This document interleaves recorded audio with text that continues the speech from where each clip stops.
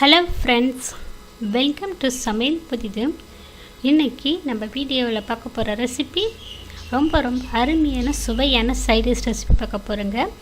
குக்கரில் 4 விசிலுங்க. சட்டுன்னு பார்த்தீங்கன்னா ஒரு 10 நிமிடத்தில் கமன்னு ரெடி ஆகிடுங்க. இந்த சைடிஷ் பார்த்தீங்கன்னா இட்லிக்கு, தோசைக்கு, சப்பாத்தி, ரொட்டி, பூரி, பொங்கலுக்கு, ஊத்தாப்பத்துக்கெல்லாம் ரொம்ப சுவையாக இருக்குங்க.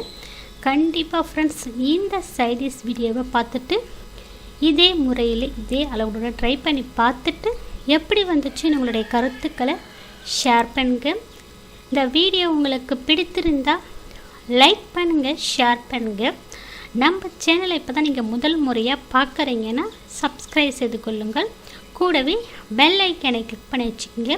அதில் ஆல்ன்ற ஆப்ஷன் வரும், அதையும் கிளிக் பண்ணி வச்சுக்கோங்க. இந்த வீடியோவை ஸ்கிப் பண்ணாமல் முழுமையாக பாருங்கள். இப்போ நம்ம சைடிஷ் செய்கிறதுக்கு ஸ்டவ் மேலே குக்கரில் 50 கிராம் அளவுக்கு துவரம்பருப்பு, 50 கிராம் அளவுக்கு சிறுபருப்பு சேர்த்துருக்கேன். பருப்பு 2-3 வாட்டி நல்லா சுத்தமாக அலசி எடுத்துகிட்டு வந்திருக்கேன். காரத்துக்கு 4 பச்சை மிளகாய் சேர்த்துக்கலாம். 10 சின்ன வெங்காயம் சேர்த்துக்கலாம். 10 பூண்டு பற்கள் சின்ன சைஸாக சேர்த்துருக்கேன். பெரிய சைஸ் பூண்டு பற்கள் சேர்க்குற மாதிரி இருந்தால் ஒரு 5 பூண்டு பற்கள் சேர்த்துக்கங்க.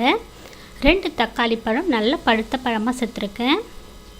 கத்திரிக்காய் 150 கிராம் கத்திரிக்காவை கட் பண்ணிட்டு சேர்த்துருக்கேன். 1/4 டீஸ்பூன் அளவுக்கு மஞ்சள் பொடி சேர்த்துக்கலாம்.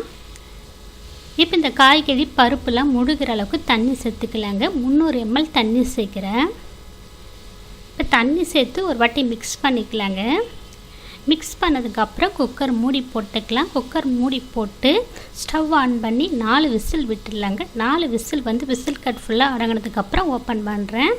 இப்போ பருப்பு காய்கறிலாம் நல்லா வெந்துருச்சுங்க. தண்ணியை வடிச்சிட்டு பருப்பு சட்டியில் நல்லா மசிச்சு எடுத்துக்கலாம்.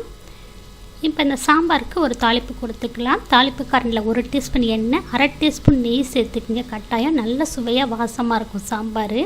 1/2 டீஸ்பூன் கடுகு உளுத்தம் பருப்பு, 1/4 டீஸ்பூன் சோம்பு சேர்த்துருக்கேன். 4 வரமிளகாய் சேர்த்துக்கலாம். இப்போ இது எல்லாம் பொரிஞ்சதும் அடுப்பை சிம்மில் வச்சுட்டு 1/4 டீஸ்பூன் அளவுக்கு பெருங்காயத்தூள், 1/2 டீஸ்பூன் அளவுக்கு சாம்பார் பொடி சேர்த்துக்கலாம். இப்போ சாம்பார் பொடி சேர்த்து இந்த எண்ணெயோடு மிக்ஸ் பண்ணி கொஞ்சமாக கருவேப்பிலை வாசனைக்கு இப்போ தாளிப்பு கலவை சாம்பாரோடு சேர்த்துக்கலாங்க. சாம்பாரோட இன்னும் ஒரு 1/2 டம்ளர் அளவுக்கு தண்ணி மிக்ஸ் பண்ணியிருக்கேங்க. இப்போ தாளிப்பு கலவை சேர்த்து தேவைக்கேற்ப உப்பு சேர்த்துக்கலாங்க. இப்போ உப்புலாம் சேர்த்ததுக்கப்புறம் ஸ்டவ் ஆன் பண்ணி நல்லா மிக்ஸ் பண்ணிவிட்டு நல்லா ஒரு 3 நிமிஷம் போல் சாம்பாரை கொதிக்க வச்சுருக்கேன். இப்போ சாம்பார் கொச்சதுக்கப்புறம் வாசனைக்கு மல்லித்தழை சேர்த்துக்கலாங்க. அவ்வளோதாங்க, நம்மளுடைய இட்லி சாம்பார் ரெடி ஆயிடுச்சுங்க. நீங்கள் எத்தனையோ முறையில் டிஃபனுக்கு சாம்பார் செஞ்சுருப்பீங்க. இந்த மாதிரி கத்திரிக்காவை பயன்படுத்தி இந்த மாதிரி சுவையில் ஒரு வாட்டி ட்ரை பண்ணி பாருங்கள். ரொம்ப அருமையாக இருக்குங்க.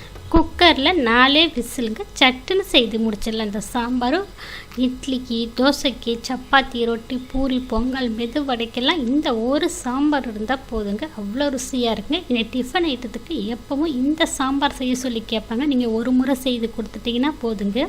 கண்டிப்பாக ஃப்ரெண்ட்ஸ், இந்த வீடியோவை பார்த்துட்டு இதே முறையில் இதே அளவுடன் அந்த சாம்பார் ரெசிபி ட்ரை பண்ணி பார்த்துட்டு எப்படி வந்துச்சு உங்களுடைய கருத்துக்களை ஷேர் பண்ணுங்கள். இந்த வீடியோ உங்களுக்கு பிடித்திருந்தால் லைக் பண்ணுங்கள், ஷேர் பண்ணுங்கள்.